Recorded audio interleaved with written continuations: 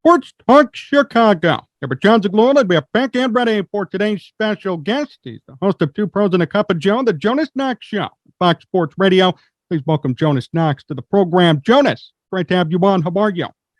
Jon, thanks so much for having me, man. I appreciate it. I've been looking forward to this. Obviously, a fan of your work and all the stuff you got going on there. So I appreciate you, basically going as far down on the list of guests who would come on before you finally got to me. Before I was finally there, I believe a member of the Packers organization was probably ahead of me. Probably Ragnar, the old Vikings mascot, was probably ahead of me. And then finally you were able to carve out a few minutes of your time for me. So I appreciate it.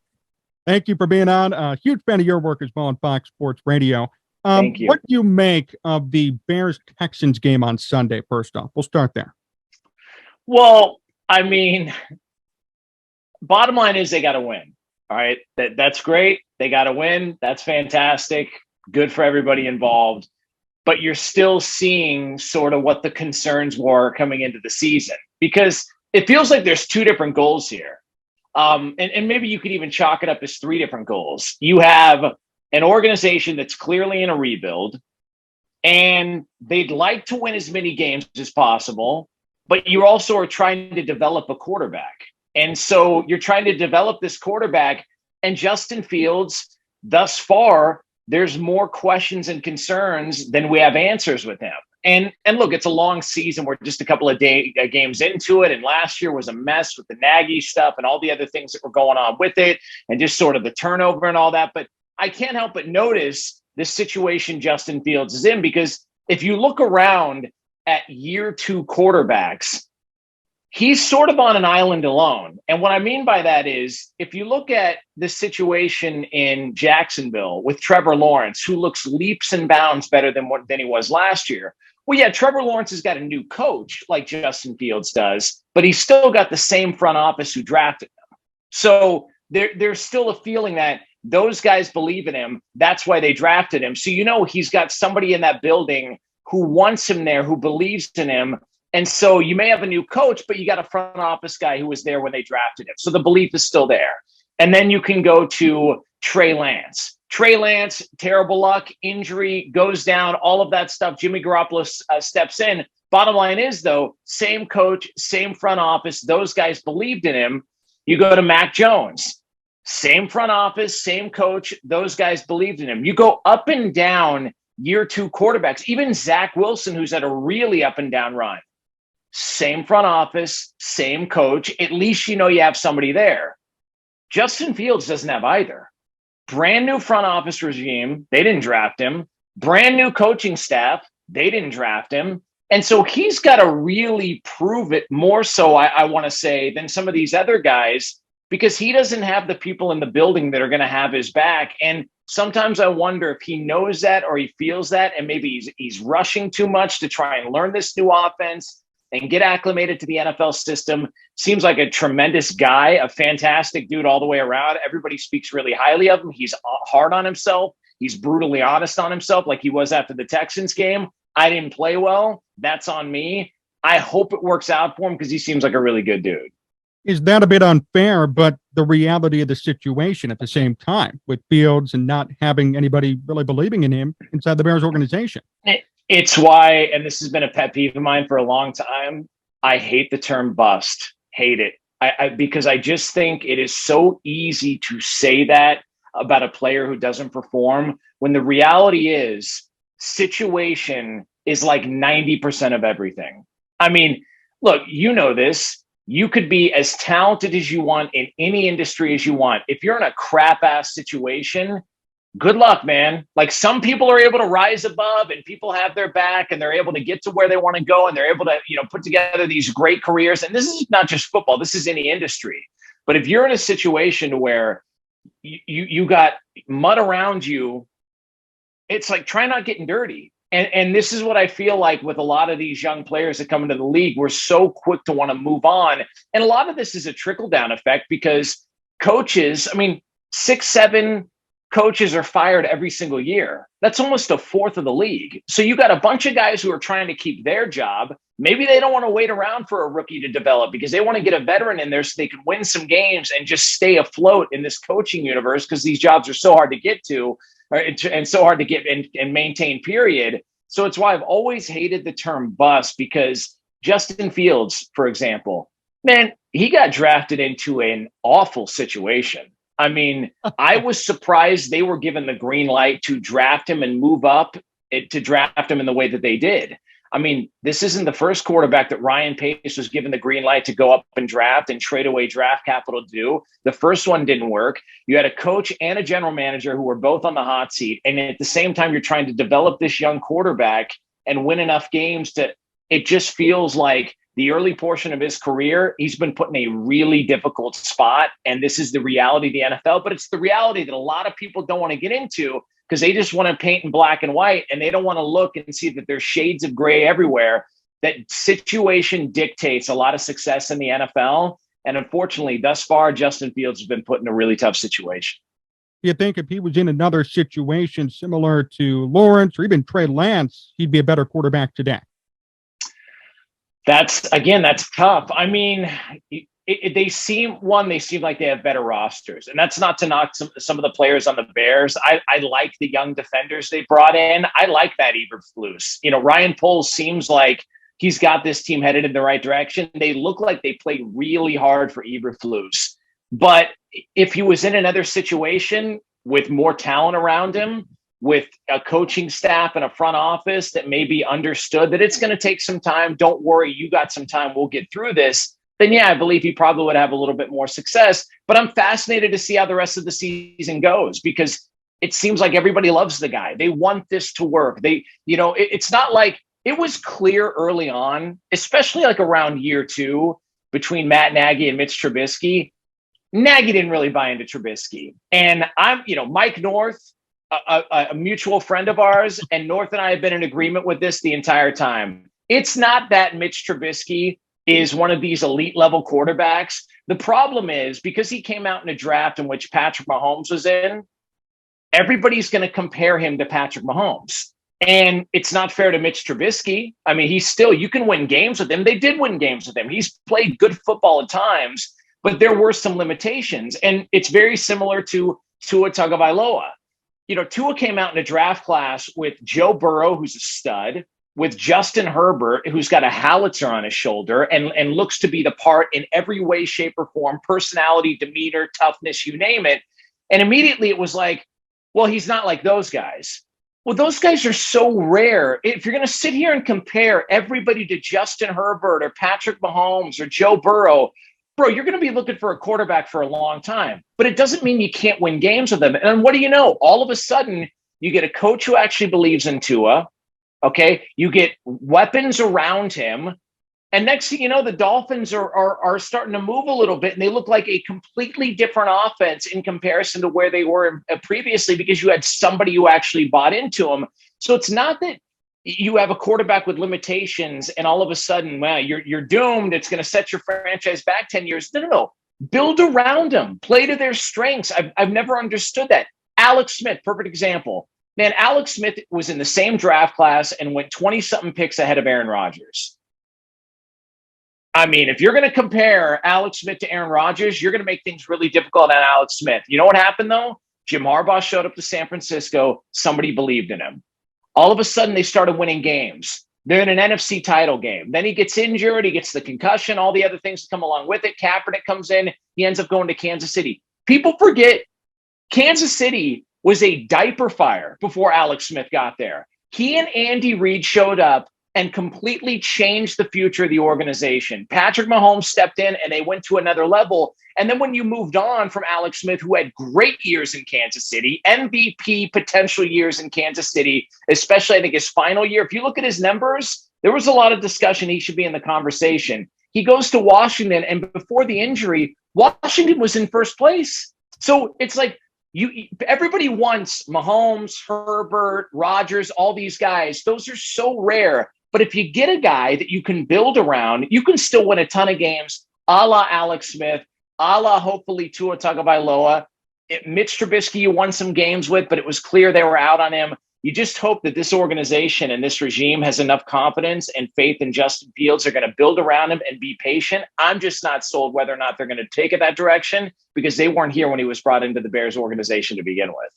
If they do end up building around him, does Fields have enough raw talent based on what you've seen to lead the Bears to a deep playoff run? Is that something you can see happening? Oh, listen, the ceiling on Fields is much higher than it was, per se, with Mitch Trubisky. And that's everybody that you talk to about it. I mean, look, I don't know. One thing I try and do is I never try and pretend I know exactly what's going on the field. But you can clearly see when you're watching Justin Fields play that there are some tools there that are just God-given abilities. Like his scrambling ability, that game against the Niners his rookie year, that scramble touchdown. And there's like a handful of guys on planet Earth that can make that play. Justin Fields is one of them. He seems like he's got the arm strength, but it's also like, look, I do a show with Brady Quinn. Brady Quinn's one of the best I've ever talked to as far as evaluating quarterbacks. He knows from top to bottom, every level there is, what you're looking for in a quarterback. And he covered a ton of Ohio State games. And he was excited about Justin Fields at the next level because of all the tools, his character, his makeup, his personality. The tools are there. It's just whether or not they're going to open up the box and let him pull them out and use them so that he can have a successful run there in Chicago. Jonas Knox here on Sports Talk Chicago. Jonas, what do you make about the Bears for the rest of the season? Where do you see them going at this point through 3 games? I mean, look, it's going to be rough at times. Let's just call it what it is. But this is the situation that they were put in. I mean, everybody was doubling down. They were going out making all these big signings. But it was clear and it was obvious to a lot of people that there were issues on this team that weren't being addressed. You put a lot of money on the defensive side of the ball, on the defensive line, but it's like, hey, what about the offensive line? Why aren't we running the football? Why is it taking so long to get David Montgomery into games? Why are you putting the organization in this? It felt like they set them back and then doubled down and tripled down on the players that they drafted to try and prove to everybody it was going to work. And it just wasn't working. And it's like, look, Olin Kreutz has been all over this for years. And Olin, and I listened to obviously the No Name podcast with him and Jason McKee, and then Big Cat Williams is on this year, and they do a fantastic job. And let me just say this. Olin Kreutz, and I've been beating this drum on Fox Sports Radio for years because he was kind enough to come on a couple of years ago and do an interview on my weekend show. And I've been telling everybody, he's one of the best analysts when it comes to football on the planet. He's fantastic. And he's brutally honest. He's not one of these kiss asses who's going to sell you everything's fine. Don't worry. Everything's going to be okay. Bear down. He's been calling this like it is for a couple of years now. There have been issues on the offensive line. You've put your money elsewhere, yet you bring in these offensive linemen and you expect them to produce at an NFL caliber level without a lot of patience. And you're expecting this team to have success. If you're struggling there, it's hard to want to get this team in the right direction. It feels like Ryan Poles is a former lineman. So it feels like that's become a little bit more of a priority. They've tried to add some pieces and move stuff around. There's been some guys that have been banged up. There's been some interchanging at center and guard, whatever the hell's going on there. I just feel like they're a ways away. They're going to probably lose a lot of football games this year. But I don't think that's the goal. I think the goal is to go into the offseason thinking you're heading in the right direction and you've got a quarterback who's heading in the right direction that you can play with and play through, and a guy that you can build this team around moving forward. And with the salary cap and how much money they're going to have next offseason, that's when things will start to get fun. So it's probably not going to produce a lot of W's this year, but I do think if you show some promise, we'll see Justin Fields back next year, and there's a lot more optimism in Chicago. Let me ask you this. How would you compare the situation today to a year ago with Ryan Pace and Matt Nagy? I would assume at least it's a big improvement today over where it was before. It feels like it. I mean, last year felt at times like there was some desperation. It did feel, on the outside, like there was a lot of people that were playing and coaching and GMing for their jobs. And this year, at least it feels like, look, Ryan Poles and Matt Eberflus have a background. They've got a history, and Ryan Poles loved Matt Eberflus.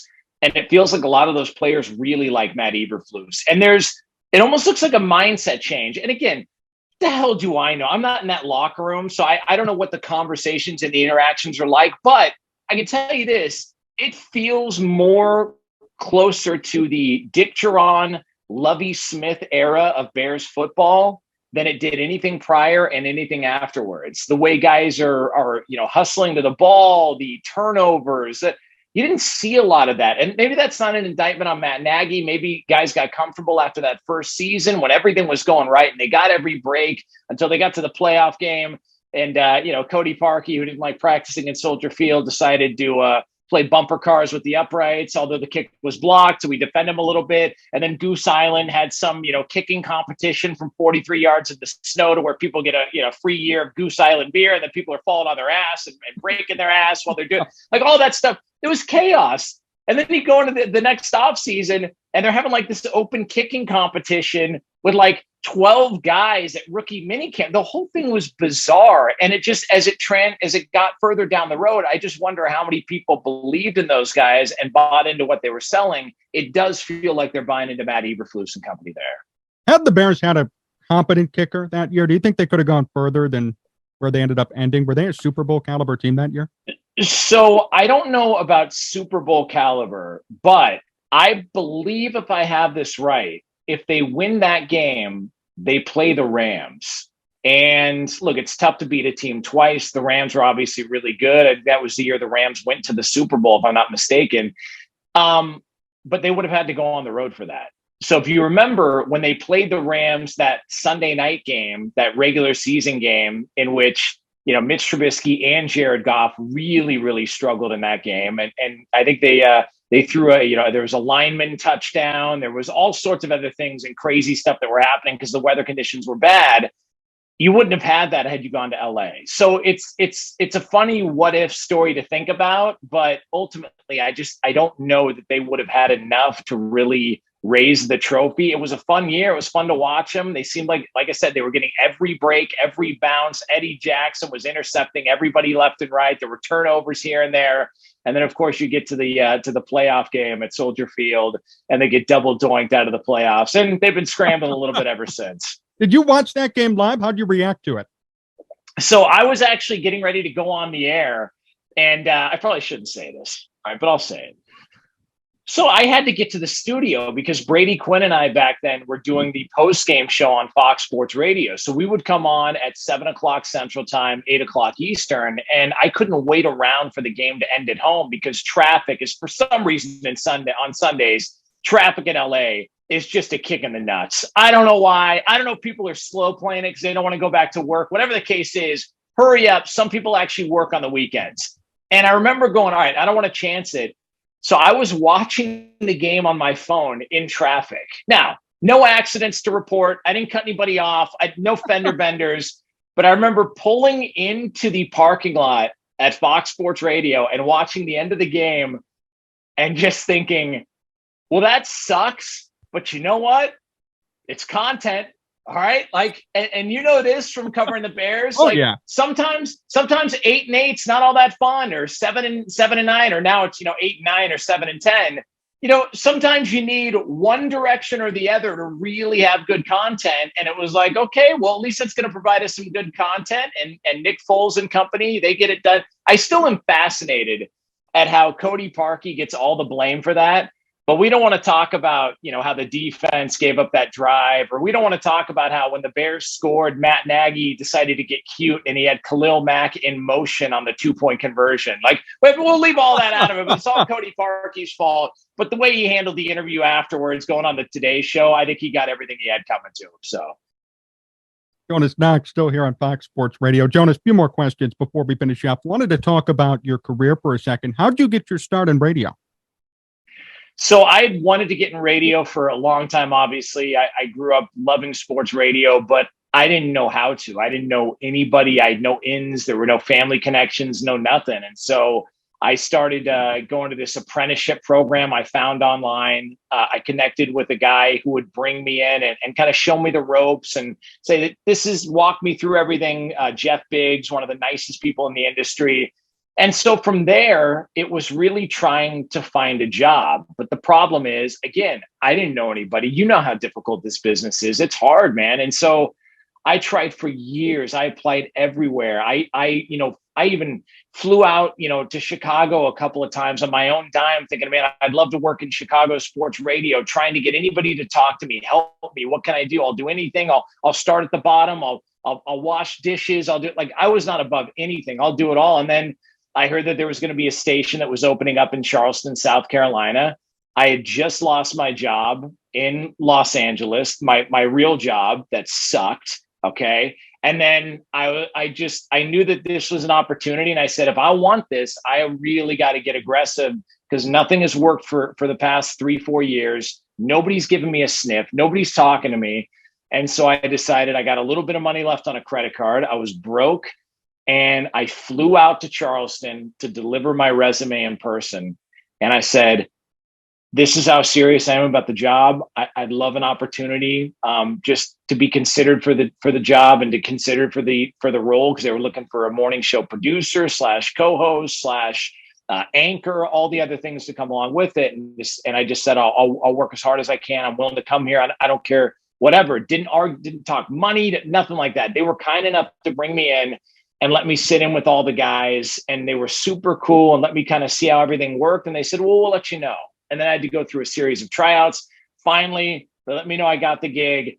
I went all the way out to Charleston, South Carolina. Didn't know anybody out there. All right, driving in a U-Haul all the way from Los Angeles. I was so sleep deprived at one point. I'm driving on the interstate through Alabama. I swear to God, I thought I saw 2 tornadoes.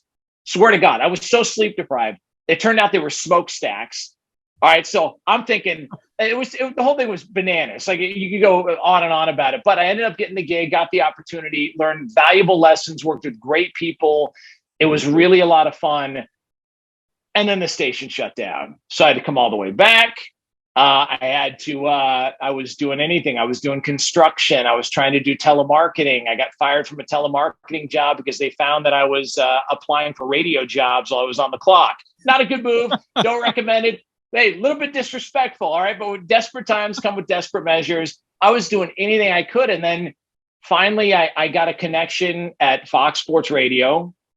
And they said, we'll bring you, we'll talk to you, but we're not going to offer you anything. I said, that's fine, no problem, whatever. I came and I talked to him. I told him my story. I told him what was going on and how desperately I just wanted a shot. And I said, I'll do anything. Like, I don't care what it is. If I don't want to take anybody's job. I don't want to come here and say I'm better than somebody here, because I'm not. Like, I just want to let you know that I'm out here. If you guys are looking for anybody, I don't care what it is. About a week later, one of the bosses there gave me a call, and she said, so you'll do anything? I was like, yeah, I'll do anything. And she said, okay, we have potentially a weekend overnight editing shift. Okay. But it's a significant step back from where you were in your career, because you were hosting and doing all these other things. Think about a basketball team. If there's 12 people on the bench, I'll never forget she said this, you're the 12th or 13th person. And I said, that's fine. She's all, you're okay with this? I was like, that's fine. I'll do anything. I told you. And I made a promise to her. And I said, if you hire me, I'll never call in sick my entire time at Fox Sports Radio. I promise you, I'll work any shift you ask me to. I'll never say no. They ended up hiring me, became a weekend overnight editor, got very limited hours. I was still working part-time on the side. I had like 3 jobs at one point, struggling. I was so broke. I was doing my buddy's laundry for like $20. I remember I went to the back of a kitchen at a restaurant, and for like $20, I ate one of the serrano peppers, like one of these ghost chili peppers, raw, for $20, because I was so broke. I needed to do anything. And then my buddy ended up paying me like $17 because he realized he didn't have 20. So I did it for $17. I was broke, John. I mean, broke. I was going to do anything.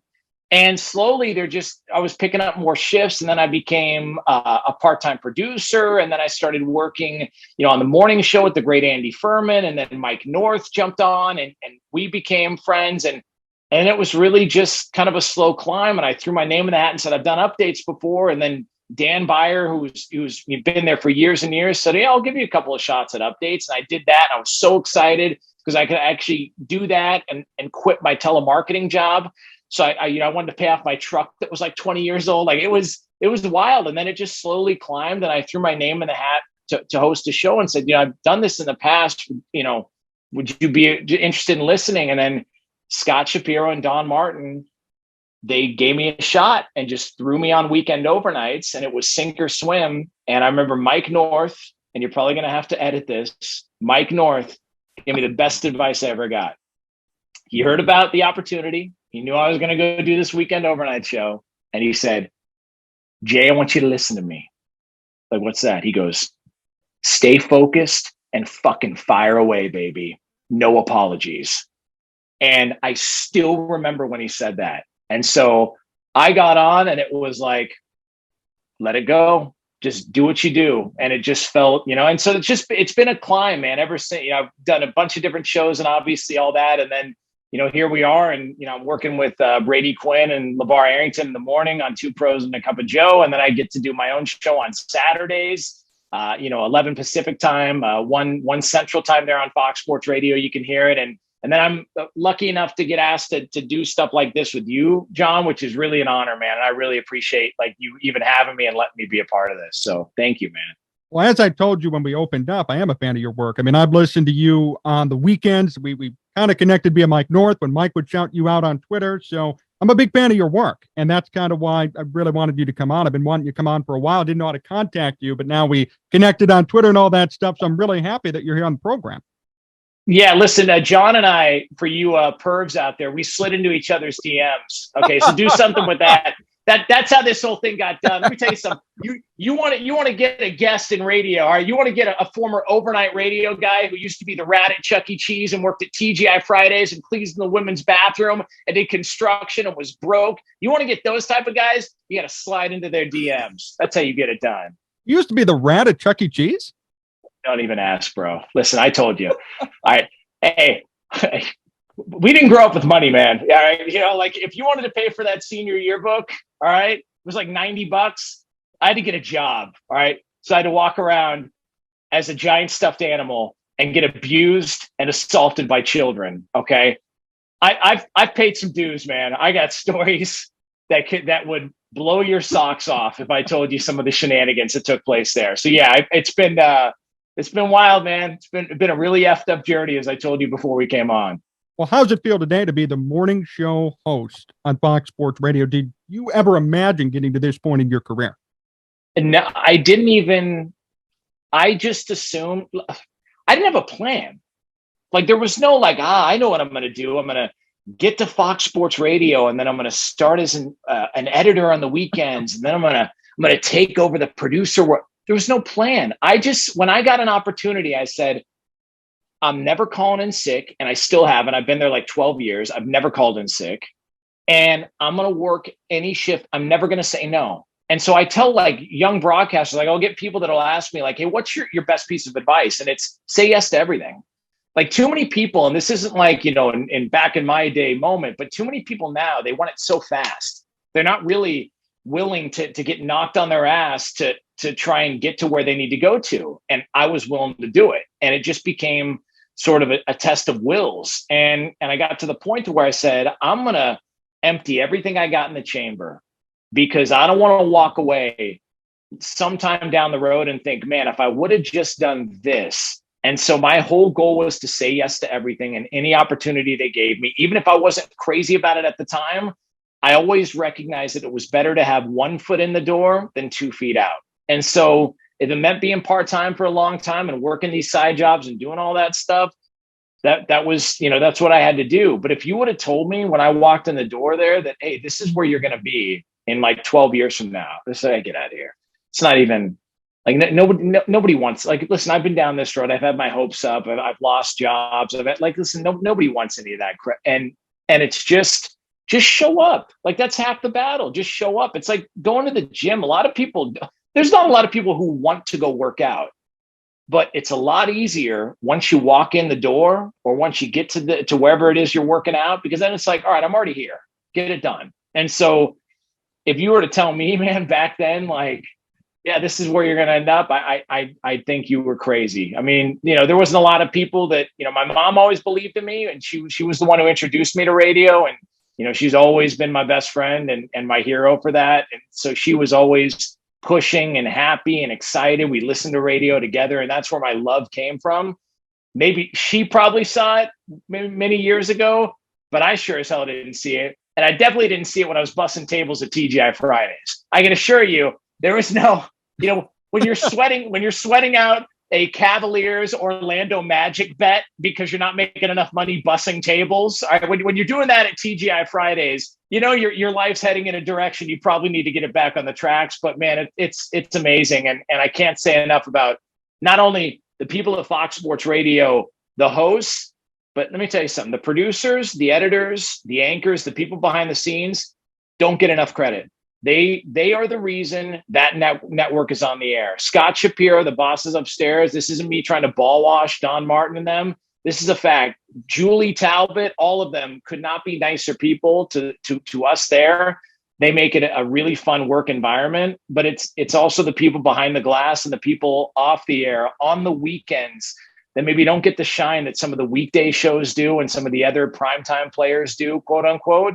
I mean, all those people make that whole engine go, and they make that whole ship steer, and it's great to work with them. Best job I ever had, no doubt about it.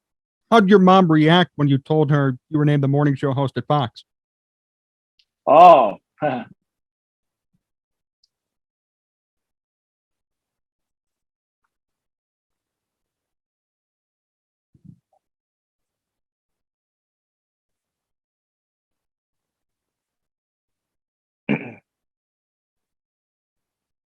she's really happy, man. Yeah,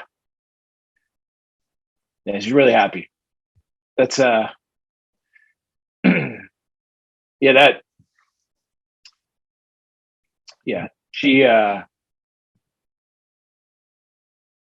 sorry. It's okay.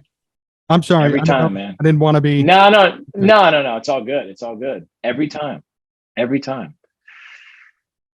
Like now it's becoming like a competition. Like, can I keep it together whenever I get asked about that question? And I'm like, 0-100. Like, eventually I'm going to win one of these. But she was really happy, man. Really, really happy. And without getting into too much detail, it was a really hard time for her. And so to be able to share that with her, which is why I was in kind of this race against time to accomplish it. I was like working so hard and just thinking, man, it was never going to happen. But you know what? And then when the bosses called me and told me that we got the show, I just completely broke down and started bawling because I was waiting for the time that I could tell her. Like I was looking so forward to that, wanting to be able to tell her and being able to tell her that I got to do, the shows on the weekends and all that stuff. Like that was super cool. But to get to sort of this point was really like something that I was just thinking, man, is it ever going to happen? And I'm just grinding, just looking at the clock. I'm running out of time. And then to be able to do it, that was really special. So yeah, she was super happy. And it's great to the person who introduces you to the thing you love the most. And then to be able to come all the way back around and say, it's because of you. Like it's because of her that any of this stuff happened. So that was pretty awesome. So yeah. Sorry for getting you choked up there, but I read it's all good about how, she was your influence, she was your inspiration growing up. So I can only imagine how amazing that moment could have been for both of you, calling her, telling her the news, and then celebrating together. It must have been amazing. Yeah, she was the first person that I told. I went, obviously, still, was close to her and with her every day, multiple times a day, just with the situation is what it was. And yeah, it was being able to go there and tell her. Yeah, it was, that's something that I'm going to be able to look back on years later and go, all right, proud moments. That was a really, really proud moment because it wasn't just, none of us are doing this just on our own. You got somebody who pushed you, like I said, in that direction, and it was her. And she encouraged it and she fueled it. And she, would get so excited when she, if I remember, I would call into some local radio shows in Southern California. It's like a radio station in San Diego really gives a crap whether or not the Bears are going to draft Tyrone Wheatley or Rashawn Salam. That was me. And so when she knew that I was in the other room calling into this radio show, she wanted to listen. She was so happy. And so to be able to like, just think about all that stuff, man, it's amazing. And, you know, it's the circle of life. And if you can go back and give back to the people that gave so much to you, that's the way it's got to be done. I'm just a firm believer in that. And so to be able to give to her, somebody who wasn't able to pursue her dreams because she got dealt a lot of bad breaks in life, and to be able to say, hey, we did it. Like, you did it. Like, this is about us. That was just an amazing moment, and, you know, drives me. And as you can tell, still has an effect on me even to this day. So, yeah. Jonas, one more question before we finish up. What's the funniest moment you had producing Mike North's morning show? Oh, I can't even say them on the air. Like, I can't, like, the best part about that show was, obviously the show was great because you got Mike North and you got Andy Furman, and both those guys are radio legends. I mean, Mike and Andy have been, you know, Andy's done great radio for years and years. They're like some of the founding fathers of sports talk radio. And so the show's great. You know, that was great. That was a lot of fun. And, you know, we had a blast, and they're still two of my, you know, closest friends in radio to this day. But it was like the stuff off the air. I mean, we'd be in these commercial break conversations, and you gotta think, you know, it's in the studio back in Sherman Oaks is me and the late great Frank Pollock, who's the tech producer. And then you've got Andy Furman in Kentucky and Mike North in Chicago. So they're in different places. We're in a completely different place. And so Andy would do his tease, we go to break, and then we get to the commercial, and it was ball busting, it non-stop. And the best part is, some of it would carry over when we'd start the next break, to where Andy, consummate professional, you know, we'd be talking about something, and, you know, Andy would talk about how he was getting dirty looks because he was going to take too much mail to the post office and they're sick of seeing him and all that stuff. And we'd give him a bunch of jokes that you can't repeat, especially now during the commercial and all that. And you would think, like, we'd open up the next topic and we'd be, you know, recapping the game last night, and Andy would come in strong, ready to go. And then Mike North just couldn't help himself and said, "Hey, Ange, can you give me a minute?" And then he would address what we talked about during the break, and it was just off and running. So there's so many stories, so much stuff. Like Eddie Garcia, who's still at Fox Sports Radio, been there maybe longer than anybody. You could ask him some of the stuff, the shenanigans, the jokes Frank Pollock would tell off the air, or Mike and Andy would tell. It was pure comedy through and through, man. So some of the best times I've ever had in radio, with awesome people as well. Well, Jonas, thank you so much for joining me. Amazing interview, great insights, great stories as well. Looking forward to listening to you every morning on Fox Sports Radio, and also looking forward to the next time we chat as well. Oh, thanks for having me. You know, I'd love to do it again. It's going to be a wild season in Chicago. We get to see how this whole thing plays out, and hopefully Justin Fields has some believers and some backers and puts together some games, and maybe, you know, we go into next season thinking, all right, you know, even though, and by the way, they're 2-1. You know, so there is that. You know, they do have a winning record, but, you know, you look at what's coming up and the schedule down the stretch. They got the Giants. You know, I mean, who knows? It's a road game, but hopefully we'll be speaking about the future of the Bears and a little more optimistic than we have been in previous years. But it feels that way. I like the direction they're headed.